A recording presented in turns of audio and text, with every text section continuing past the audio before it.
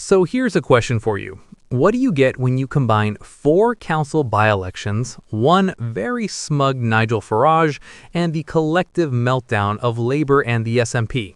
If you answered a normal Thursday in British politics, you'd be wrong, because what we actually got was Reform UK doing what can only be described as an absolute victory lap across the country. Welcome back to UK Political Insight, and buckle up, because we're about to dissect how Nigel Farage's party just made history in Scotland while simultaneously giving Labour and the Tories nightmares they'll be processing for months. Right, let's start with the headline that probably had SNP headquarters checking if they'd accidentally woken up in an alternate dimension. Reform UK has won their first ever council seat in Scotland. In Scotland, the place where Reform has historically had about as much presence as a vegan at a steakhouse. We're talking about West Lothian, specifically the Whitburn and Blackburn ward. And Reform didn't just scrape a win. They absolutely demolished the competition with 32% of the vote. And here's the kicker. They didn't even stand in this seat back in 2022. They literally went from not existing on the ballot to first place in the space of 2 years. That's not political growth, that's political teleportation. Now, before we get too carried away with Reform's Scottish adventure, let's talk about the carnage they left behind. Labour, who were the incumbents holding this ward, didn't just lose, they collapsed. Imploded, evaporated like morning mist. They went from holding the seat to securing just 17.1% of the vote, shedding 20.3 percentage points in the process. That's not a swing, that's a wrecking ball to the face. Imagine losing over a fifth of your support in a seat you were holding. That's the political equivalent of being the defending champion and getting knocked out in the first round. But wait, because the SNP didn't escape unscathed either. They came second with 28% of the vote, but they lost 10.7 points from their previous performance. So in a seat where you'd traditionally expect it to be a straight fight between Labour and the SNP, Reform has waltzed in and made both of them look like they forgot how to do politics. Nigel Farage, never one to undersell a victory, described it as a fantastic victory in a seat we were not expected to win. And you know what? For once, he's actually underselling it. Nobody saw this coming. This is like watching your local pub quiz team suddenly qualify for University Challenge. The Scotland win is massive for Reform's credibility because it breaks through one of the last geographical barriers for the party. They've been making gains in England, particularly in those red wall seats that used to be Labour's birthright. But Scotland has always been a different political ecosystem entirely. It's been dominated by the constitutional question, by the SNP versus the Union, by constitutional issues that Reform hasn't really had a natural entry point for. Until now, apparently. But here's the thing about overnight success in politics. It's never really overnight, is it?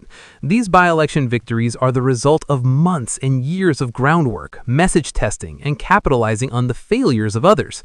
And boy, have there been failures to capitalize on. Let's head south from Scotland and talk about what happened in South Kesteven. Because if you thought the Scotland story was dramatic, strap in. Reform won 2 seats in the area, both from standing starts. In Belmont, near Grantham, they took 33.4% of the vote, coming from literally nowhere because they didn't stand in 2023. They beat the Tories by the narrowest of margins, just 0.3 percentage points. That's not even a margin. That's a rounding error with delusions of grandeur. Imagine being a Conservative candidate watching the votes come in, thinking you might just pull this off, and then Reform sneaks past you by less than 0.5%. That's the kind of result that keeps campaign managers awake at night. But the really interesting story in South Kesteven is what happened in the neighboring ward of Aveland. This wasn't a close race. This was Reform putting on a masterclass. They took 41% of the vote, gaining 26.5 percentage points from their non-existent previous performance. The Tories, to their credit, put on a strong showing as well, with 39.5%, gaining 19 points. So we've got both parties surging, but Reform just edging it. The previous Liberal Democrat incumbents didn't even stand, which tells you everything you need to know about how the Lib Dems are reading the political temperature right now. They took one look at the electoral landscape and decided the metaphorical bed was looking very comfortable, thank you very much. What's fascinating about these South Kesteven results is that they're not happening in traditional political battlegrounds. This isn't inner-city Birmingham or Manchester.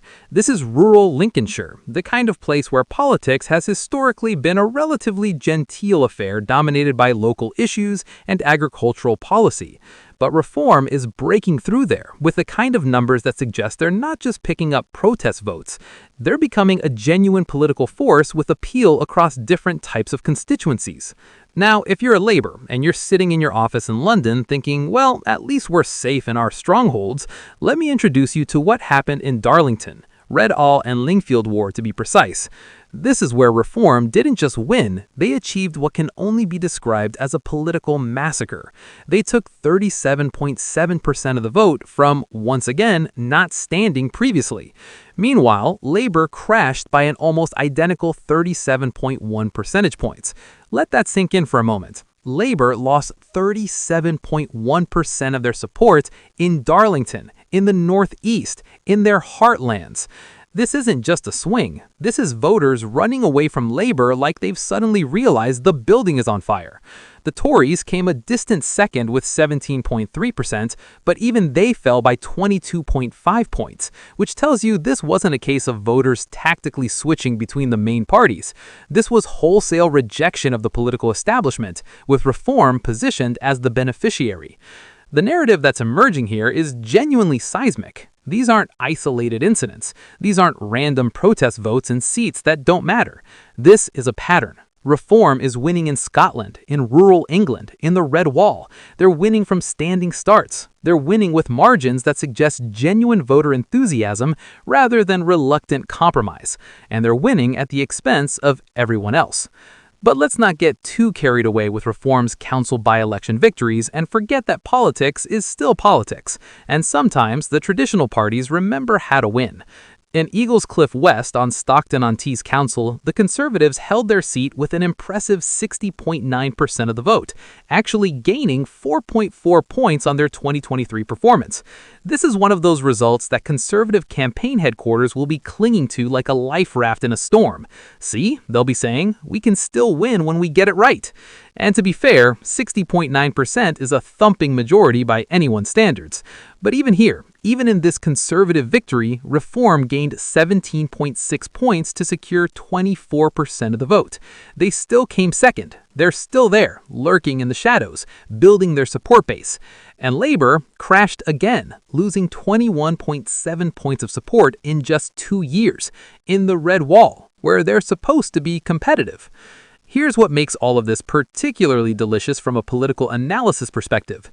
Reform UK Chairman David Bull pointed out yesterday evening that since the May elections earlier this year, his party has won more by-elections than the Tories, Labour, and Greens combined. Let me repeat that because it bears repeating. Reform UK, a party that didn't win a single seat in Parliament until 2024, has now won more council by-elections than all three of the other major parties put together. Bull's quote is worth examining because it cuts to the heart of what Reform is trying to achieve. He said it's proof that not only is the party polling well nationally, we're actually turning those polls into real results. This is crucial because one of the criticisms that's been leveled at Reform historically is that they're great at generating headlines and poll numbers, but struggle to convert that into actual electoral success. Well, they're converting now. Boy, are they converting. The statement, "There is no doubt that Britain wants reform," is obviously campaign rhetoric, and we should treat it as such, but it's rhetoric that's backed by an increasingly compelling set of results. You can't win 4 by-elections in one night, including your first ever seat in Scotland, and pretend it's just luck or protest votes. Something is happening here. So what is that something? Let's think about what's driving these results, because it's not as simple as Nigel Farage is popular or people are angry. The political landscape in Britain right now is defined by disillusionment. Labour won a massive majority in the general election, but they're governing like a party that's terrified of its own shadow. They're raising taxes, making unpopular decisions, and generally giving the impression that they don't really know what they're doing. The Conservatives are still reeling from 14 years in power that ended in spectacular failure, leadership that can't seem to land the punch, and an identity crisis that would keep a therapist busy for years.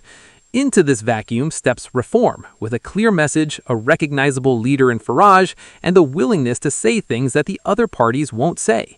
They're not trying to please everyone. They're not moderating their message to appeal to the median voter. They're going hard on immigration, on national identity, on opposition to net zero policies, on criticism of the establishment. And in these by-elections, that message is landing. The Scotland win is particularly significant because it suggests Reform is developing appeal beyond their traditional English base. Scottish politics has been dominated for so long by the constitutional question that there wasn't much oxygen for other issues.